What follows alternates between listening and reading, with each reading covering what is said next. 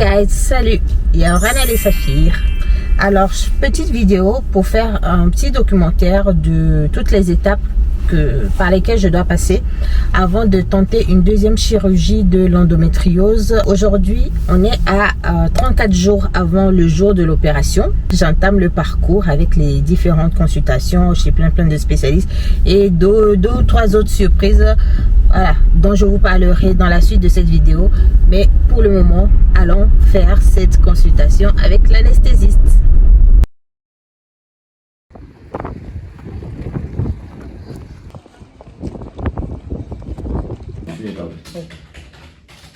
Vite fait pour attraper le tram parce qu'il s'en va. Vous sentez qu'il y a une douleur thoracique? Non. D'accord. Vous avez vu le cardiologue, vous l'avez vu quand la dernière fois? Il y a 1 an. Et alors, il vous a dit quoi? Ou 2 ans. Il a dit que le cœur irait bien. Super. Oh, je crois. On va le croire aussi. Non, mais en fait, si vous voulez, c'est vraiment, si vous étiez là, vous avez mal. Non, je le saurais. Je pense pas. En plus, d'autant plus que vous avez vu un cardiologue il y a 1 an et c'est ça. Heureux guys, alors on est quelques jours après. La dernière fois qu'on s'était vu ensemble, c'était quand j'avais fait ma consultation chez l'anesthésiste. En vrai, vous avez vu les images de la consultation, hein, on a beaucoup parlé. Franchement, c'était un anesthésiste super sympa. En vrai, vu que je vais souvent voir l'anesthésiste, on n'avait pas grand chose à voir, à checker en fait, parce qu'ils avaient déjà tout mon dossier qui était à jour. Le seul truc qu'il fallait qu'on voit, c'est que entre cette consultation et la précédente consultation anesthésie, j'avais fait ma crise de drépanocytose. Lors de ma crise, j'ai eu ma première transfusion sanguine. C'était le seul update qu'il fallait que je fasse. Et donc, vu que je lui ai fait cet update, eh ben, il m'a dit que bon, tout roule, sauf que il m'a prescrit une analyse à faire. Ordonnance pour groupage sanguin pour rechercher des trucs. Il appelle ça RAI. Voilà, c'est pour voir des petits trucs là dans mon sang par rapport au fait que j'ai eu une transfusion sanguine. Donc ça, ce sera une analyse à faire la veille de l'opération. Donc voilà, ça le seul, on va dire, la seule nouveauté suite à cette consultation chez l'anesthésiste. Aujourd'hui, premier jour ouvré de 2026, j'avais ce matin des rendez-vous, la deuxième étape des consultations avant l'opération. Donc ce matin, je devais voir le chirurgien digestif et le chirurgien gynécologue, voilà, celui qui doit m'opérer en gynécologie. Donc j'avais ces deux rendez-vous-là. Et qu'est-ce qui se passe, guys? Je vous explique. J'avais le rendez-vous chez le chirurgien digestif à 8h45. Et j'y arrive là-bas avec un peu de retard vers 8h55. Je vais au secrétariat, voilà, je dis j'ai rendez-vous, La dame elle me dit que elle voit pas de rendez-vous avec le docteur digestif. Et elle me fait donc patienter pour aller au niveau de la prise de rendez-vous, voir qu'est-ce qu'il en est. Entre-temps, pendant que je patiente pour reprendre le rendez-vous ou voir qu'est-ce qu'il en est, ben, je me rends compte sur mon téléphone que j'ai un SMS qui est arrivé 1 heure avant et qui m'informait que le rendez-vous a été annulé. Point. Ça s'arrêtait là. Genre, votre rendez-vous de ce matin à 8h45 est annulé. Et je reçois le message à 7h45, guys. Je comprends pas, il n'y a pas d'explication, il n'y a pas proposition de notre rendez-vous. Donc je vais voir la dame de prise de rendez-vous, elle me dit ah non oui, le docteur vous a déjà vu, donc vu qu'ils vont être à 2 à vous opérer, ben pas besoin quoi, elle vous verra après l'opération. Je suis un peu chamboulée parce que guys, la dernière fois qu'elle m'avait vu, c'était pour la précédente opération d'endométriose, c'était il y a plus d'1 an. Donc, elle m'a déjà vu, mais il y a plus d'1 an. Et si j'ai des questions aujourd'hui à lui poser, je fais comment? Bref, en gros, la dame, elle m'assurait qu'il n'y a pas possibilité que je revoie le chirurgien digestif avant l'opération et que je la verrai après l'opération et elle me dira les choses. Donc, je quitte de là un peu sonné, mais je continue mon parcours. Bon, en attendant, je bois mon jus de gingembre. Vous connaissez hein, mon ginger shoot. Et je continue mon parcours, je vais voir le médecin, le chirurgien gynécologue, voilà, qui va m'opérer. Je continue mon parcours de soins. Je devais voir une infirmière qui devait m'expliquer comment ça allait se passer, le protocole réhabilitation avant, pendant et après, blablabla. Voilà, c'est pas la première opération que je fais, madame, ne vous inquiétez pas. Bon, j'ai écouté. Et ensuite, je suis allée voir le chirurgien de gynécologie. Donc, ils m'ont pris On a beaucoup parlé, beaucoup parlé. Comme j'étais déjà passée par là, tant mieux parce que j'avais beaucoup de questions, j'avais beaucoup de points à préciser. Enfin, j'avais ma volonté à lui faire connaître. Donc, sur pas mal de points, j'ai imposé ma volonté. Je n'ai pas laissé de sorte que pendant l'opération, ils font de mon corps ce qu'ils veulent. C'est à ça que ça sert les consultations, pouvoir dire en avance au médecin, voilà, si vous remarquez telle ou telle chose, faites ceci, faites cela, j'autorise à faire ceci, j'autorise à aller jusque-là. Et franchement, moi, j'ai utilisé mon rendez-vous, on a passé plus d'1 heure à parler. Ils ont essayé de me convaincre sur certaines choses. J'ai un peu accepté des choses, mais clairement, je leur ai dit, il y a des choses, vous allez rentrer dans mon ventre, vous allez trouver des choses, faites ce que vous avez à faire, mais s'il y a des décisions à prendre, voici déjà mes décisions sur les potentielles décisions ou les potentiels doutes que vous pourrez avoir quand vous allez m'opérer. Donc, parce que les gars, je vous l'ai dit, hein, c'est pas parce que vous êtes à l'hôpital, que vous êtes dans les des médecins, que vous pouvez pas décider. C'est votre corps, c'est votre vie avant tout. Et moi, j'ai bien retenu depuis le temps que je vais dans les hôpitaux, là, c'est une fois que quelque chose est fait, on ne peut pas revenir en arrière. Une fois que les médecins ont levé des choses de ton corps, on ne peut pas revenir en arrière. Donc, il vaut mieux t'opposer au retrait de certaines choses de ton corps plutôt que de les laisser faire et après essayer de chercher des solutions pour réparer ce qu'ils ont fait. Parce qu'une fois que les choses sont sorties du corps, on ne peut pas revenir, on ne peut pas réparer. Donc, je préfère parfois traîner des maladies en me disant, ok, si le docteur là n'avait comme alternative que de me l'enlever, je vais peut-être trouver un autre docteur qui va me donner une alternative qui sera un peu mieux pour moi. Donc, je préfère garder la maladie, je préfère garder l'organe pathogène ou l'organe qui a des problèmes plutôt qu'on me l'enlève et après, peut-être qu'il n'y avait pas de problème réellement ou on ne peut pas revenir, on ne peut pas remettre l'organe en moi. Ouais, je leur ai donné mes volontés. On a parlé longtemps. On a un peu tiraillé sur certains points, mais quand même, voilà. Je leur ai fait comprendre ce que je voulais. Ils ont dicté le compte rendu de la consultation devant moi et ils m'ont demandé, c'est bon, ce qu'on dit là, c'est bien ce que vous voulez. On a bien transcrit l'ensemble de nos échanges. J'ai accepté.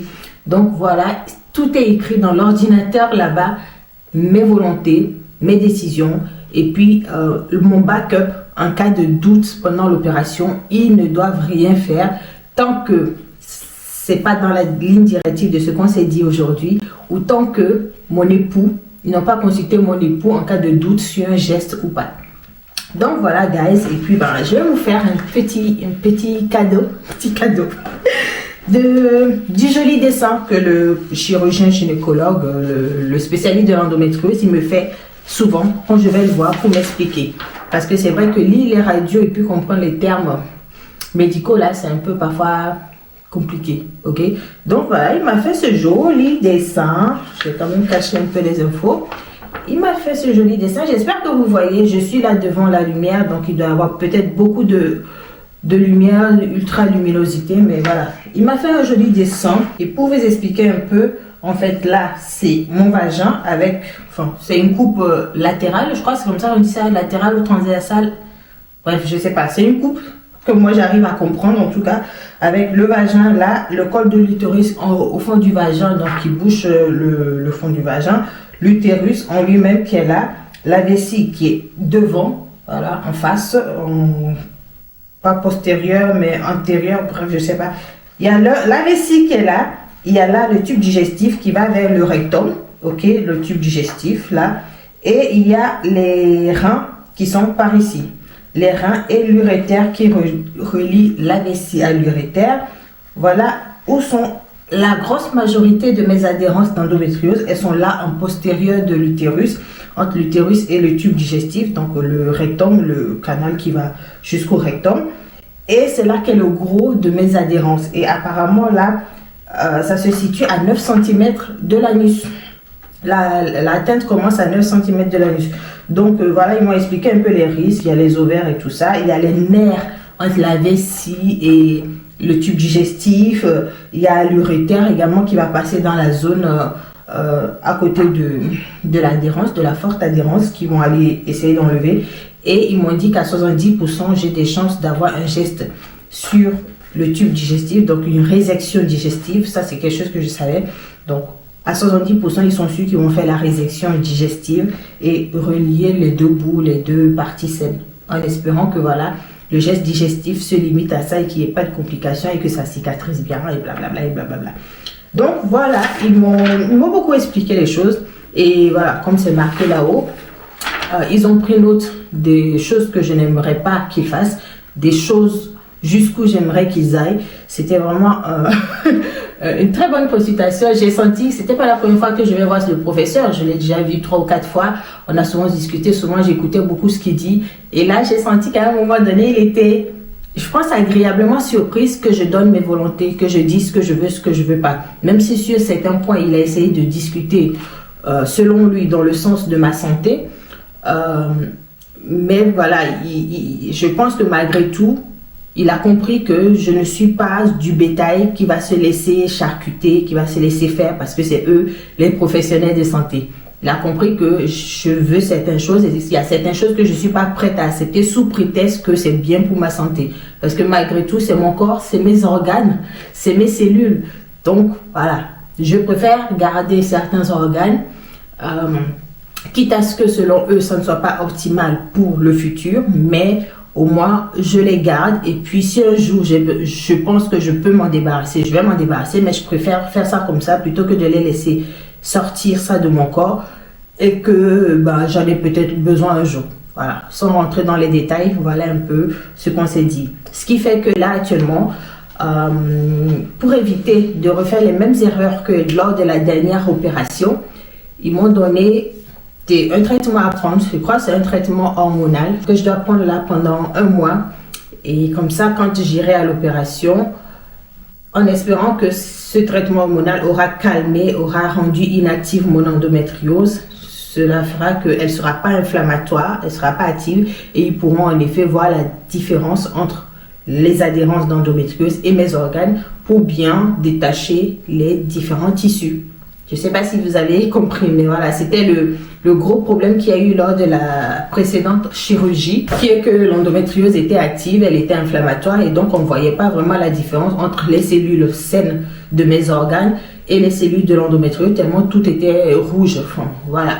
Et là, on espère vraiment qu'on va réussir à calmer l'endométriose d'ici 1 mois pour pouvoir opérer tranquillement. Mais clairement, guys, voilà, on le sait. Moi, je le dis aussi pour la prospérité. Après cette opération, je ne tenterai plus de faire d'opération qui concerne l'endométriose. Genre, si après 2 tentatives, on n'a pas vaincu l'affaire là, on va laisser comme ça. On va laisser comme ça et puis j'ai vécu jusqu'ici avec. On va continuer, voilà. Sauf si un jour, vraiment, je trouve que j'ai rien à foutre de mon body et que je veux tout, oh là, peut-être j'y retournerai, mais je ne suis pas prête là dans l'immédiat, dans ma phase active, de retenter une 3e chirurgie de l'endométriose. Tout simplement, guys, tout simplement. Donc voilà, petit débrief. On va continuer à documenter tout ceci, donc forcément, je vous reprendrai plus tard s'il y a de nouvelles choses. Et aussi, tant qu'on y est, hein, la vidéo va être un peu longue, je sais pas, mais tant qu'on y est, il faut que je vous annonce que dans le cadre de cette opération de l'endométriose, j'avais la gorge sèche. What the fuck, que c'est que ça? Bref, dans le cadre de cette opération d'endométriose, je vais participer à une étude clinique. Oui, c'est une étude clinique sur la réhabilitation après les chirurgies d'endométriose avec mobilisation ostéopathique, si ça se dit comme ça. Donc voilà, je vais participer à une étude où on va essayer de voir l'impact des mobilisations d'ostéopathie sur les patientes ayant subi une chirurgie d'endométriose et voir l'impact de ces mobilisations là sur la réhabilitation. Tout simplement, je vous en parlerai un peu plus parce que là, ma voix est en train de s'éteindre. Je vous en parlerai plus tard, sûrement dans 1 semaine quand j'ai commencé en fait l'étude clinique elle-même. Et je vous parlerai après de toutes les modalités, des activités qu'on fait, des comptes rendus qu'on doit faire, voilà, comment ça se passe un peu une étude clinique, quoi. Bref, moi, je suis super contente de faire ça parce que je participe à l'avancée dans la recherche sur cette maladie. Il n'y a pas beaucoup d'études là-dessus, donc je suis contente que voilà, au moins ma problématique puisse apporter quelques éléments d'information pour les futures dames qui auront ce problème, que ça puisse leur être bénéfique, tout simplement. So guys, allez, je vais aller manger et on se dit à bientôt.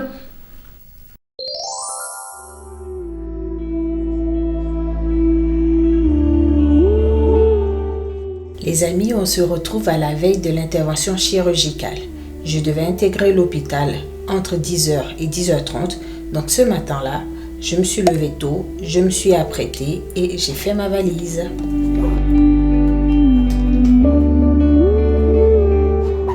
Direction l'hôpital. Je suis arrivée et après les formalités d'entrée, j'ai pris possession de ma chambre d'hospitalisation. Les infirmières n'ont pas tardé à me mettre sous perfusion, donc sous hydratation et sous oxygénation, et j'ai continué à faire mes exercices de respiration avec mon Respiflo. J'avoue, déjà je me rendais compte que j'avais pas une grande capacité pulmonaire.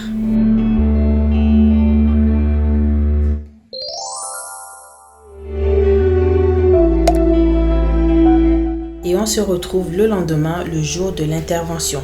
J'ai passé une nuit relativement bien et le matin, les infirmières m'ont mis des patchs au dos des mains au cas où j'aurais eu des piqûres. Et elles m'ont donné des comprimés à boire. Je déteste boire les comprimés. Tout sauf avaler des comprimés. Ah! Allez, on va passer aux choses sérieuses maintenant. Direction le bloc opératoire.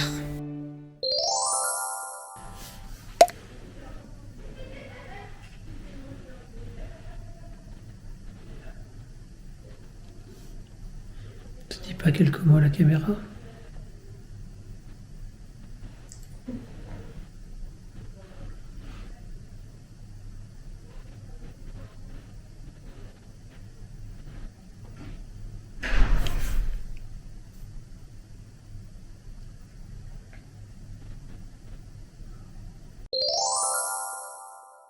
Deux jours après l'opération, les infirmières m'ont très fortement motivée à descendre et à marcher un peu pour remettre mon transit et mon corps en route.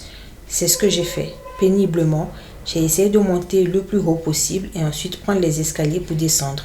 Et en cours de marche, j'ai rencontré une copine d'hospitalisation qui avait elle aussi été opérée d'endométriose. On a papoté, on a marché ensemble, puis retour en chambre.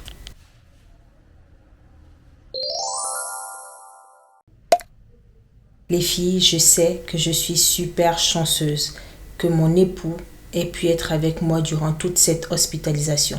Il était fatigué, crevé, mais il est resté chaque nuit avec moi. Malgré qu'il continuait à travailler en journée, dès qu'il finissait sa journée de travail, il venait rester avec moi et toute la nuit. Et cette fois-ci, on a vraiment décidé de le faire ainsi parce que la première fois, j'avais presque été en dépression à force de passer toute mon hospitalisation toute seule. Le plus dur, c'était de passer la nuit. La nuit, c'est affreux quand on est hospitalisé. Donc, merci mon chéri, merci Coco d'avoir été là. C'est inestimable à quel point sa présence a fait toute la différence.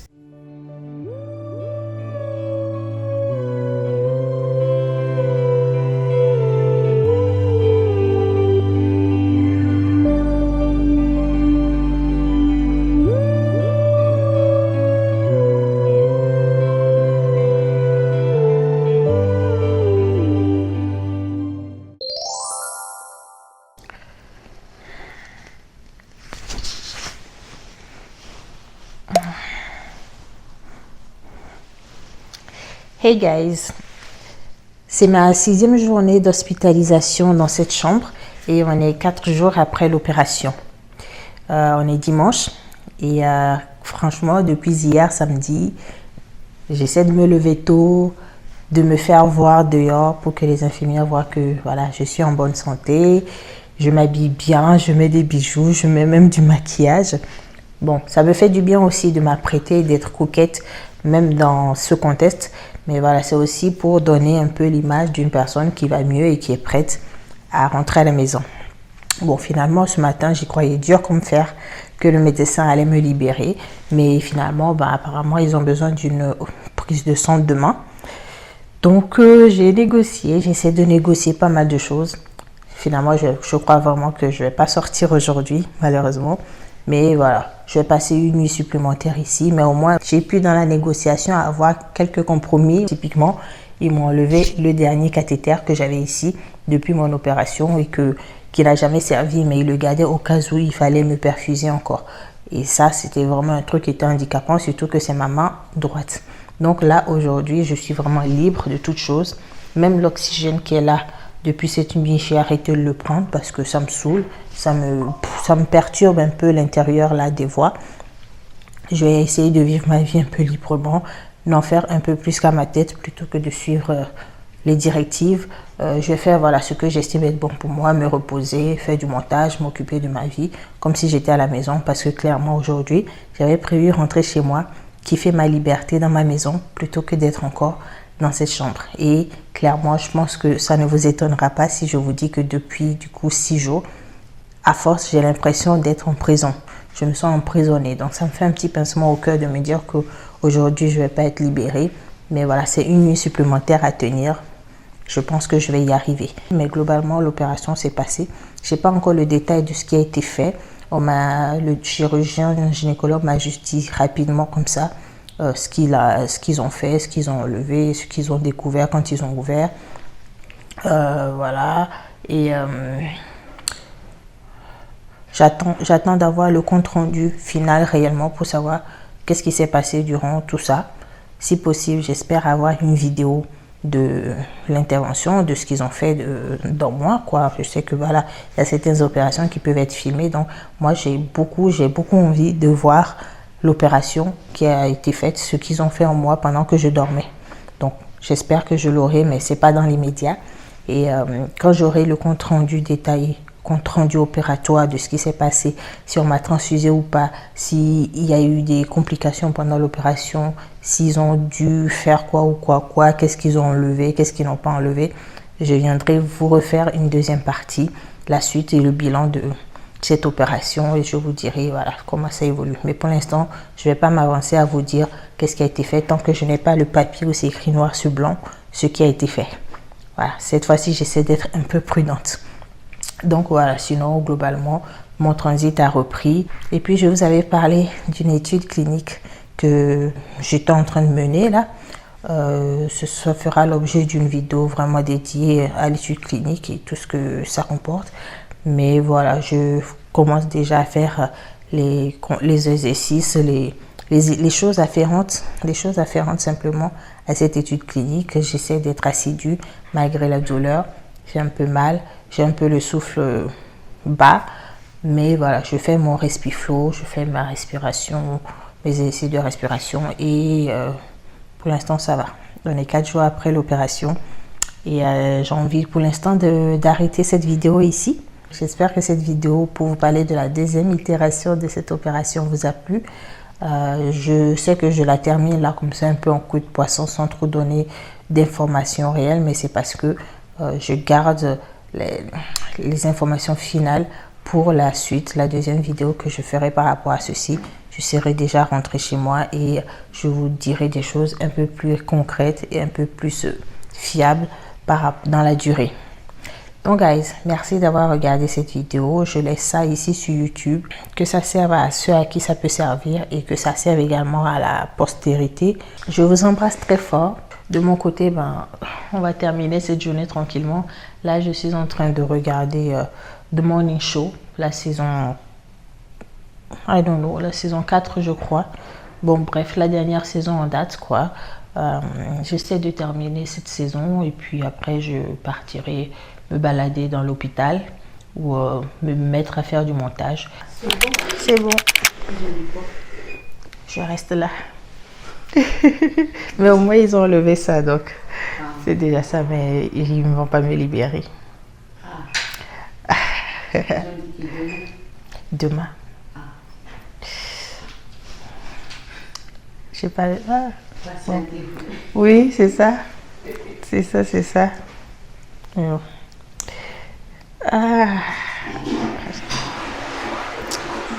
Et juste manger et juste dormir et puis je sortirai de l'hôpital et on se retrouvera plus tard.